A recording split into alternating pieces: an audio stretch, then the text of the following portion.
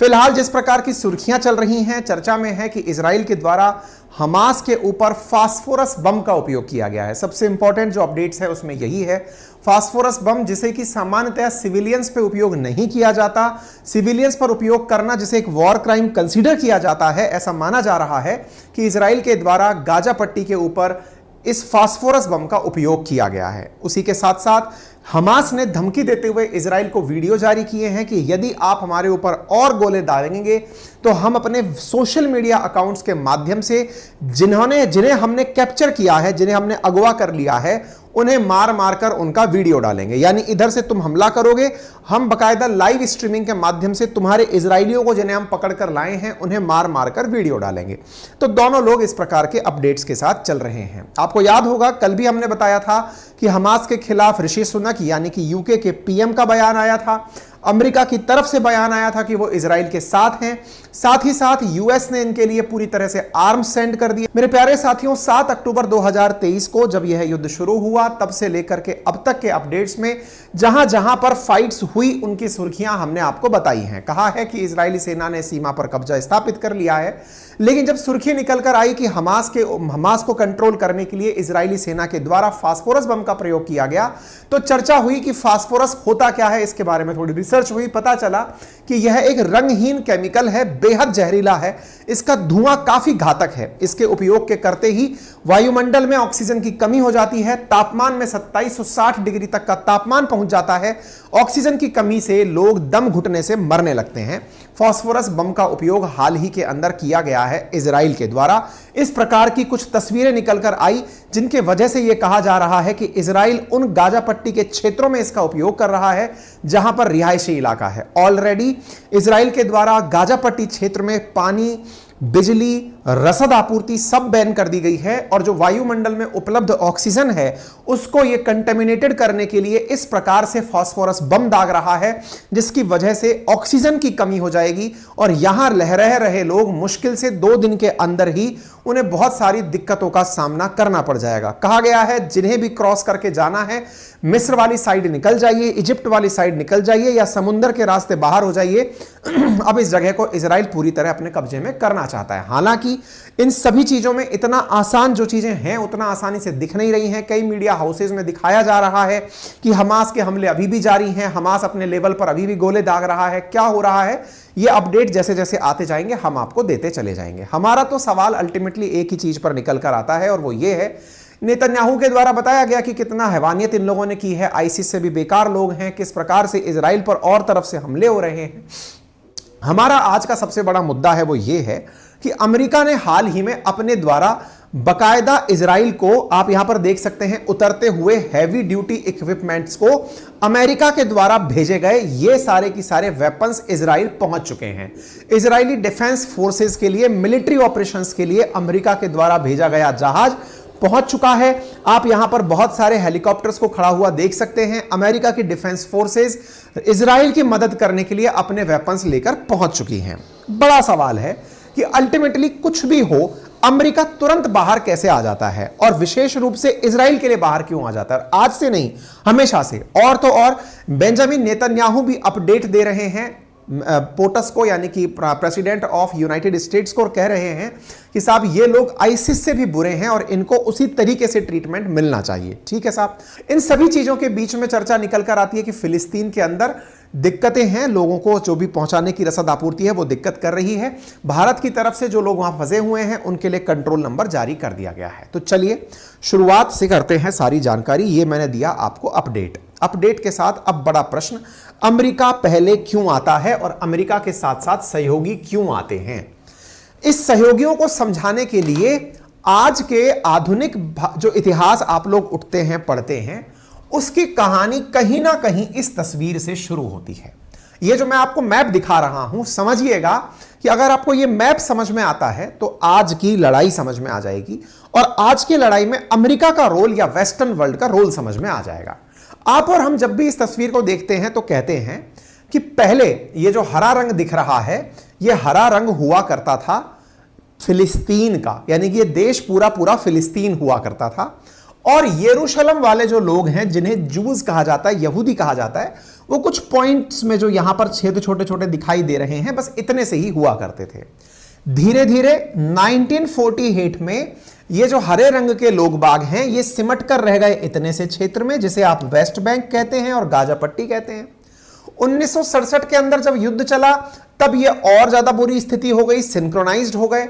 1995 तक पहुंचते पहुंचते इनके क्षेत्रों में भी अब जाकर के इजरायलियों को बसा दिया गया है, और अब तो ये जगह इतनी ज्यादा लिमिटेड हो गई है कि चारों तरफ से वेस्ट बैंक हो या फिर गाजा पट्टी स्थान हो, चारों तरफ से यहूदी बस्तियां बस गई हैं। ये सारा की सारा अपडेटेड कहानी है। तो चलिए यहीं से आपको आज की कहानी में लेकर एंट्री करते हैं। सबसे पहली स्थिति 1917 ही क्यों? बड़ा सवाल है ना भाई, 1917 से ही मैप क्यों दिखाया गया, इससे पहले क्यों नहीं दिखाया गया?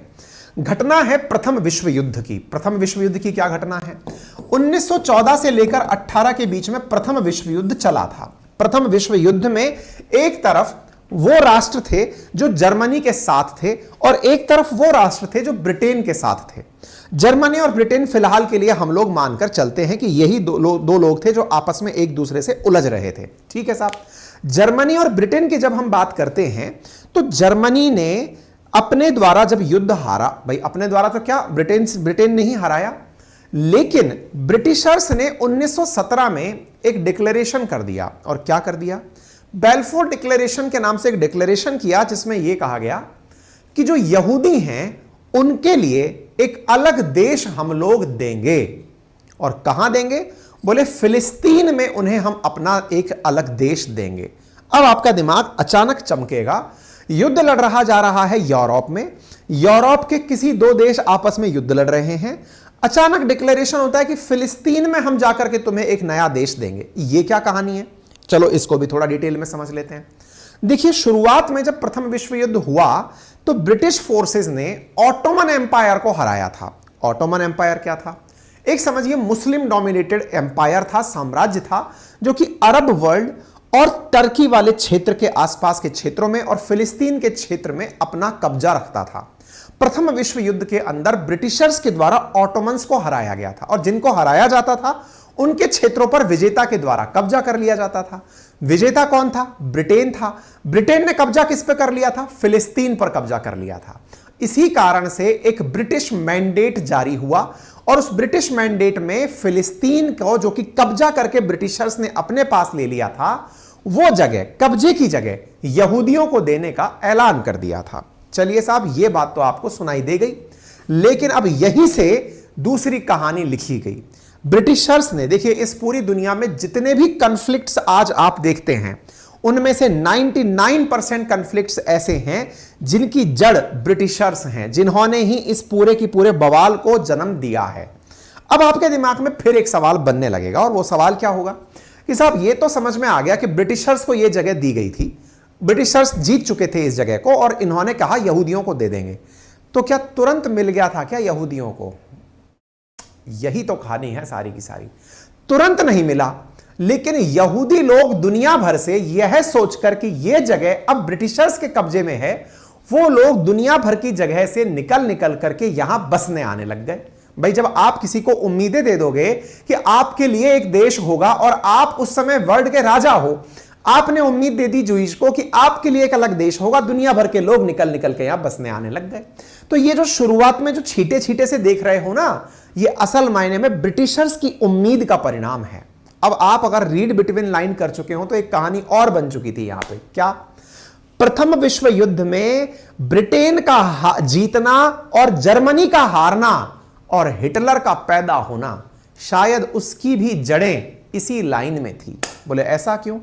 क्योंकि जर्मनी के अंदर जो यहूदी थे वो जब बाहर की तरफ बैठे दुश्मन से यह आश्वासन पा लिए कि हमारे लिए भी एक अलग देश होगा, तो ऐसी स्थिति में उनकी इंटीग्रिटी सवालों के दायरे में आ गई। अच्छा आप ऐसे समझिए, भारत और पाकिस्तान के बीच युद्ध हो और भारत पाकिस्तान के अंदर रहने वाली किसी कम्युनिटी को केवल यह कह दे, जैसे मान लीजिए भारत पाकिस्तान का युद्ध हो और भारत यह कह दे कि बलूचिस्तान के अंदर रहने वाले जो बलोच भाई बहन हमारे हैं, हम आप लोगों को एक अलग देश उपलब्ध कराएंगे, तो अब आप सोच कर देखिए कि क्या बलोच लोग जीतने वाली पार्टी का साथ देंगे या जिताने के लिए हमारा साथ देंगे या अपने देश का साथ देंगे।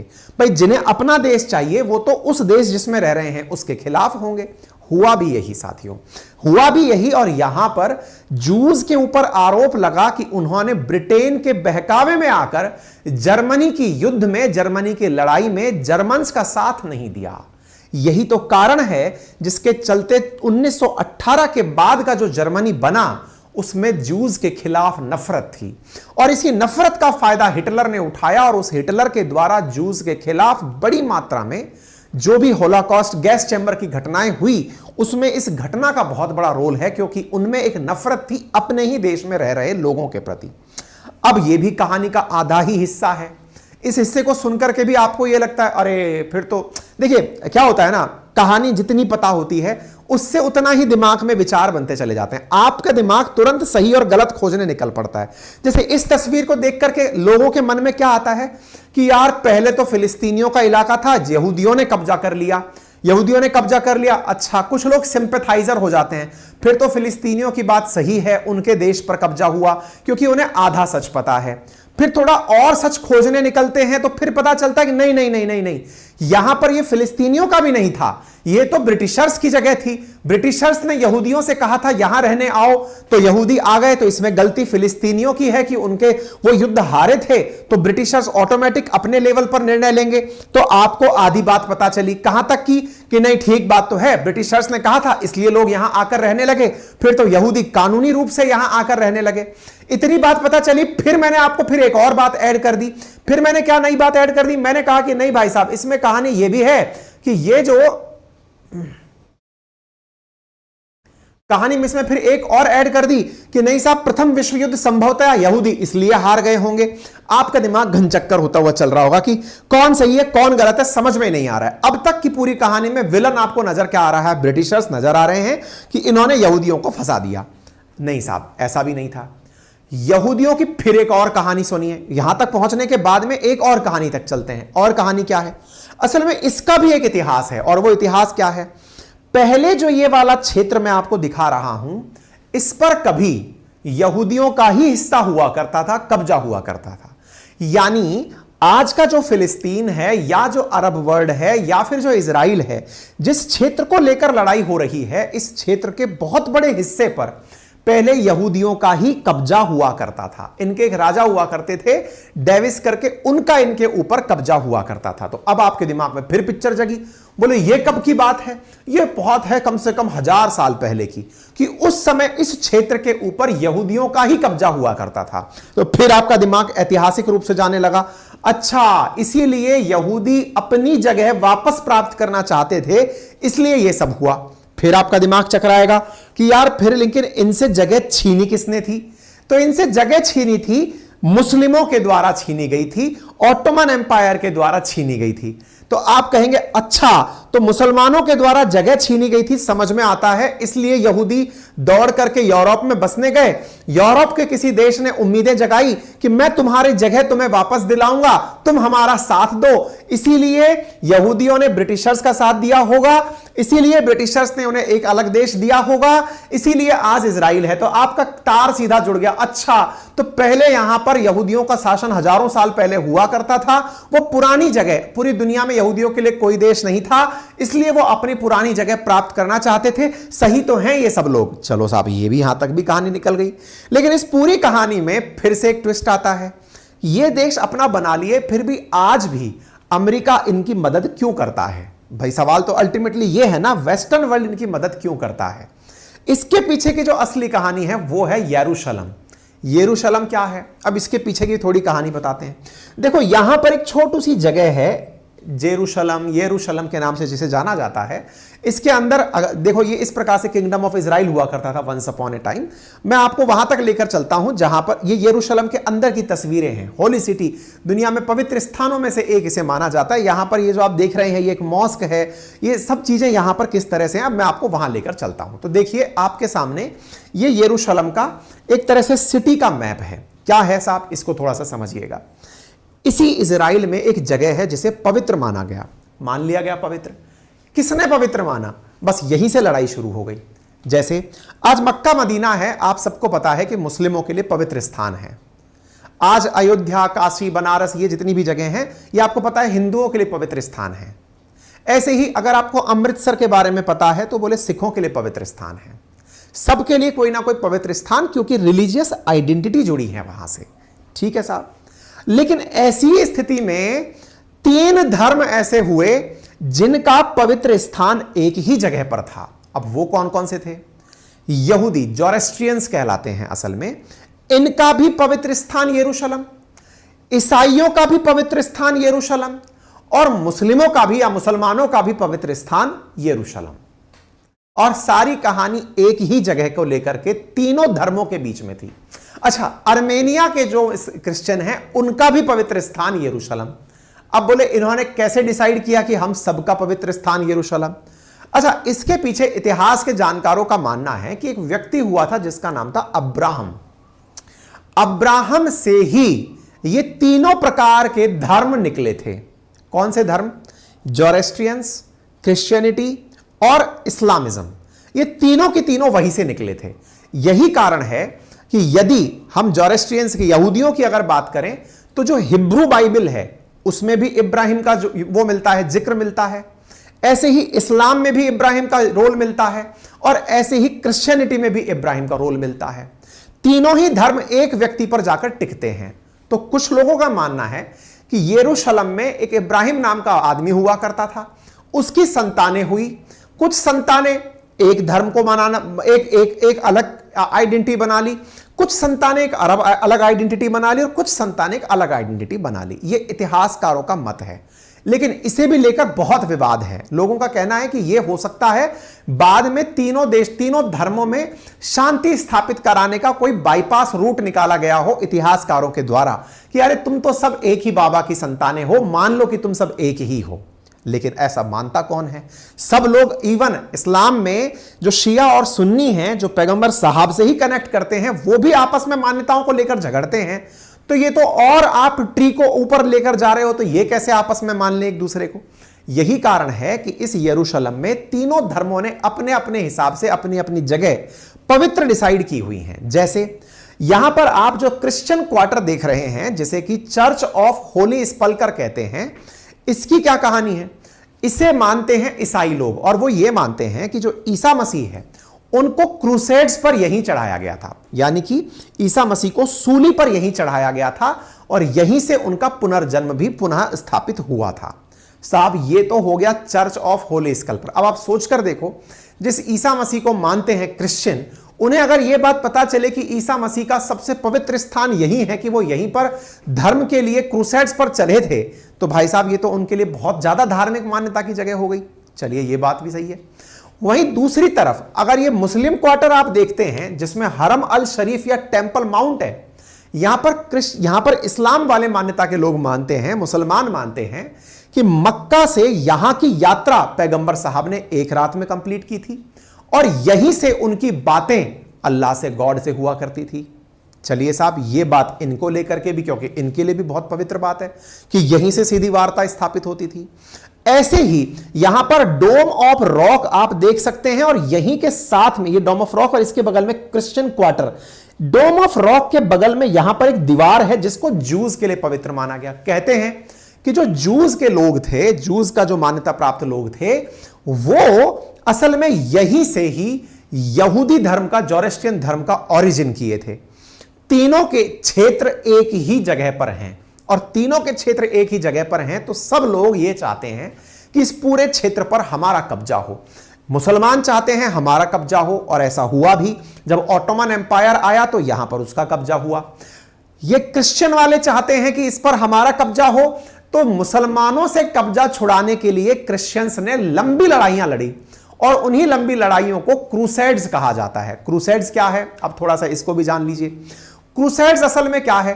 पहले यूरोप में क्रिश्चियनिटी का बहुत बड़ा बोलाबाला था। आप कहेंगे आज भी तो क्रिश्चियनिटी ही है, वहां पर ईसाई तो है।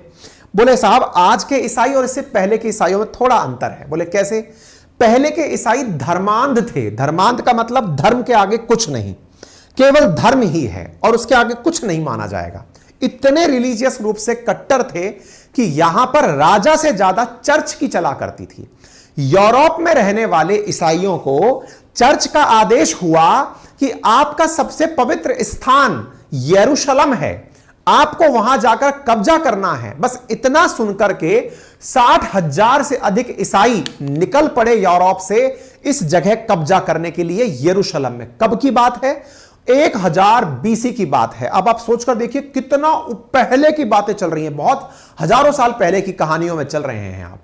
और उस समय ये सब लोग एक साथ युद्ध के लिए निकलते हैं और एक पूरी लंबी यात्रा, बीसी नहीं एडी की बात है, मतलब आज से लगभग 1000 साल पहले की बात है। और ये लोग निकल करके यात्रा पर निकल पड़ते हैं कि नहीं साहब, हम तो अपने पवित्र स्थान पर कब्जा करने जाएंगे। ठीक है, डेविड नाम से आदमी हुआ करता था इनका, डेविस नहीं, डेविड था यहूदियों का। ठीक है, अच्छा अब मैं आपको डेविड के बारे में, यहूदियों का राजा था डेविड, और उसके बारे में कहा जाता है कि उसने कुछ इस प्रकार का सामान था जिसमें भगवान से रिलेटेड कोई चीजें थी, वो लाकर के यहां स्थापित की थी। अच्छा, मैं आपको एक बार वो वाली जगह दिखाता हूं, क्रूसेड्स की, जो युद्ध हुआ करते थे, वहां तक लेकर चलता हूं आपको स्लाइड तक, क्योंकि वैसे ये वर्ल्ड हिस्ट्री का बहुत बड़ा पोर्शन है, इसको हम आपके सामने। तो 1096 से लेकर 1204 के बीच में बड़े क्रूसेड्स, मतलब मेजर 4 क्रूसेड्स जो हैं, वो इस्लाम धर्म से अपनी जगह को छुड़ाकर क्रिश्चियन लोग जिसे पाना चाहते थे उसके लिए क्रूसेड्स हुए थे। अब ये क्या था? असल में इस पूरे क्षेत्र के ऊपर, यहां पर जिसे आप देख रहे हैं, सेल्जुक टर्क्स का एरिया हुआ करता था। टर्क्स बोले तो इस्लाम का कब्जा हुआ करता था।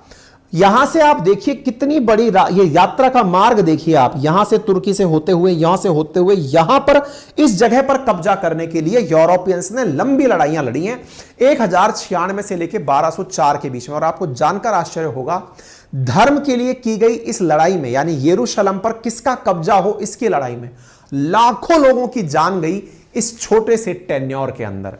और इन धार्मिक यात्राओं को क्रूसेड कहा गया।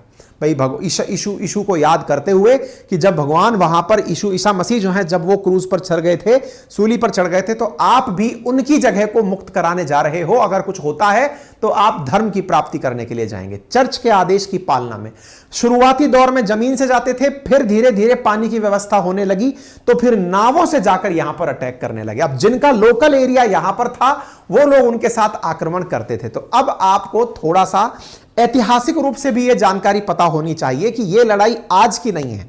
जैसे अब तक की कहानी में आपको 1917 तक की कहानी पता चल रही थी कि 1917 में ना तो वो वाला एग्रीमेंट हुआ होता, ना ब्रिटिश मैंडेट करते, ना यहूदी यहां आके बसते, ये सब ना होता। भाई साहब, लाखों लोग पहले कुर्बानियां दे चुके हैं इस जगह के लिए, और उसके इतिहास में क्रिश्चियनिटी यहां पर अपने आप को मुसलमानों से दुश्मन पाती थी।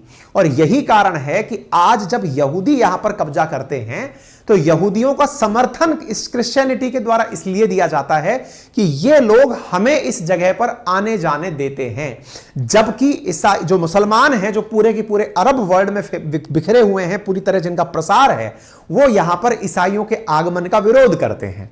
तो ये जगह पहले से ही ईसाइयों द्वारा अपने प्राप्त करने के लिए प्रमुख उद्देश्यों में से एक थी, जिसमें लाखों लोगों ने जान दी।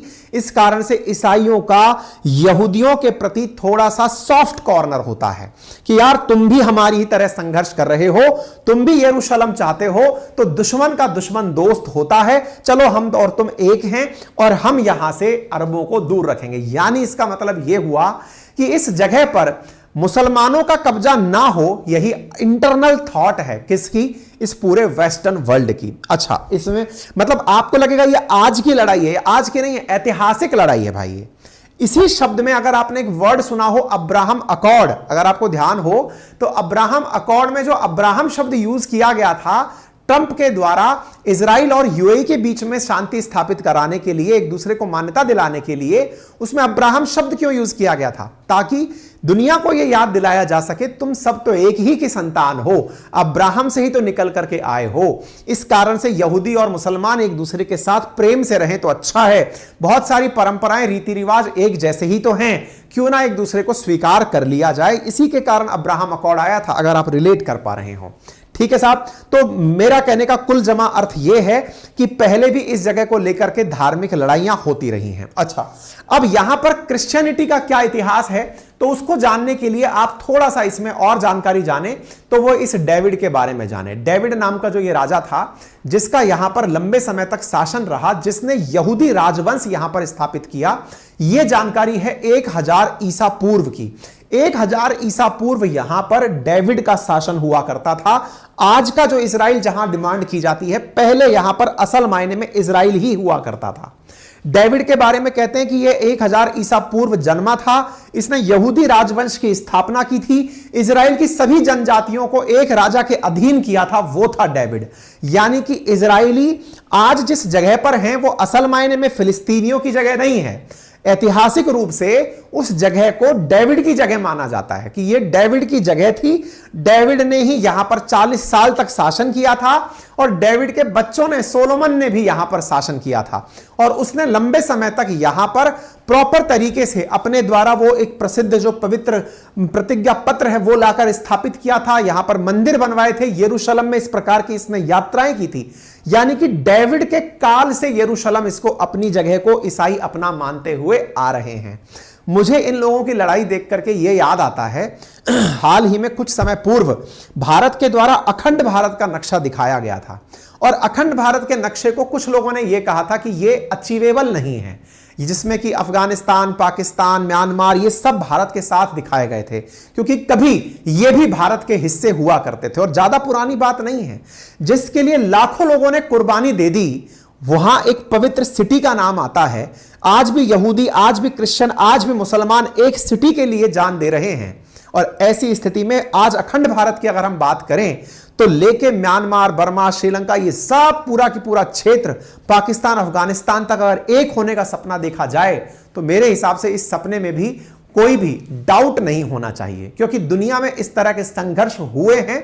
लोग अपने ऐतिहासिक चीजों को प्राप्त करने के लिए युद्ध करते आए हैं और ऐसी स्थिति में साउथ चाइना सी में जो चीन कहता है कि हमारे अब्बा जान जो है वो पकड़ने, भेड़ चराने जाया करते थे, उनकी भी एक तरह से बात जो है वो सही निकल कर आती है। तो कहने का मतलब यह है कि इतिहास की तरफ वाकई में दुनिया लौट ही रही है।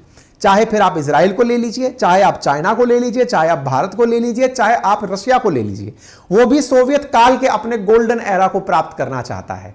और जब भी कोई इतिहास की तरफ लौटता है तो भाई साहब फिर ये लगने लगता है कि सही कौन और गलत कौन। खैर, ये समय ही फैसला करेगा। इंसान के पास जब जब सामर्थ्य आया है उसने उस सामर्थ्य का दुरुपयोग करने का बेहतरीन रास्ता खोज निकाला है। ठीक है ना। तो उम्मीद है कि आप थोड़ा बहुत चीजों को रिलेट कर पा रहे हो कि आफ्टर ऑल क्या कारण है जिसके चलते यह कहा जाता है। आज की वर्तमान स्थिति में क्या होता है, आज की वर्तमान स्थिति में अमेरिका के द्वारा इजराइल को मदद क्यों दी जाती है। अमेरिका वाले क्या हैं? अमेरिका वाले भी असल में हैं ब्रिटिशर्स ही। ब्रिटेन वाले जब इंडिया की खोज के लिए निकल रहे थे तो इंडिया की खोज करते करते वो पहुंच गए थे वेस्ट इंडीज, यानी कि एक प्रकार से समझिएगा कि वो पहुंच गए थे अमेरिका। और अमेरिका पहुंच करके इन्होंने बकायदा इंडिया की खोज में ही अमेरिका के अंदर रचने बसने का कार्य किया था। और आज मैक्सिमम जहां पर अमेरिका में शासन करने वाले लोग हैं वो बाहर से आकर के ही बसे हुए लोग हैं। जो अमेरिका के नेटिव्स हैं, जिन्हें इंडियंस कहा जाता है, वो वहां पर हैं नहीं असल में। उन सबको इन्होंने बाईपास कर दिया। अब मैक्सिमम जो सत्ता में लोग हैं वो यूरोप से जाकर के ही बसे हैं। तो एक तरह से एक्सटर्नल कॉलोनी है यूरोपियंस की अमेरिका। तो अमेरिका का ब्रिटेन के साथ मिलकर या यूरोपियन देशों के साथ मिलकर अपने हितों की जैसे पहले रक्षा की थी, आज तक रक्षा करने के लिए जो संघर्ष है, संभवतः ब्रीफ स्टोरी में आपको थोड़ा बहुत समझ में आया हो। फिलहाल के लिए इतना ही। जानकारी पसंद आई हो तो अपने सभी साथियों के साथ साझा करें। चैनल पर नए हैं तो सब्सक्राइब करें। इस चैनल को अपने साथियों से भी साझा करें और ज्यादा से ज्यादा लाइक और शेयर करते जाएं। फिलहाल के लिए इतना ही। अपना ख्याल रखें, बड़ों का सम्मान करें, छोटों को प्यार दें, अपना व्यक्तित्व इस प्रकार से विकसित करें कि महिलाएं आपके साथ सुरक्षित महसूस करें। धन्यवाद।